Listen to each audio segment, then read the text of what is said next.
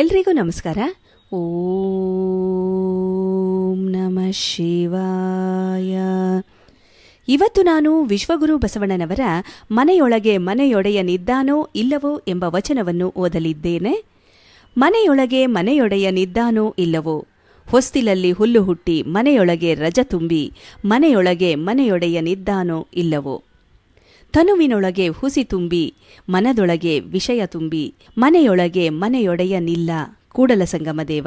ಈ ವಚನದ ಭಾವಾರ್ಥ ಈ ರೀತಿಯಾಗಿ ಇರುವಂಥದ್ದು: ವಿವೇಕವಿದ್ದು ಮಾನವನ ದೇಹದಲ್ಲಿ ವಿಷಯ, ಮೋಸ, ಅನಾಚಾರದಂತಹ ಕಸ ಕೊಳೆ ತುಂಬಿಕೊಂಡಿರುವಂಥವರಿಗೆ ವಿವೇಕದ ಜ್ಞಾನವಿದೆ ಎಂದು ಹೇಳಬಹುದೇ? ದೇಹದ ತುಂಬೆಲ್ಲ ಸುಳ್ಳು, ಮೋಸ, ಮನಸ್ಸಿನಲ್ಲಿ ದುರ್ವಿಚಾರ ತುಂಬಿಕೊಂಡಿರುವಂಥವರು ಆ ವ್ಯಕ್ತಿ ಎಂಬ ಮನೆಯಲ್ಲಿ ವಿವೇಕ ಸುಕೃತ ಪುಣ್ಯವಿಲ್ಲವೆಂದು ಈಶ್ವರನಾದಂತಹ ಸಂಗಮನಾಥನು ತಿಳಿದು ಅಂಥವರನ್ನು ತುಳಿದು ಬಿಡುತ್ತಾನೆ ಎಂದು ವಿಶ್ವಗುರು ಬಸವಣ್ಣನವರು ಈ ವಚನದಲ್ಲಿ ತಿಳಿಸಿದ್ದಾರೆ. ಶರಣು ಶರಣಾರ್ಥಿಗಳು.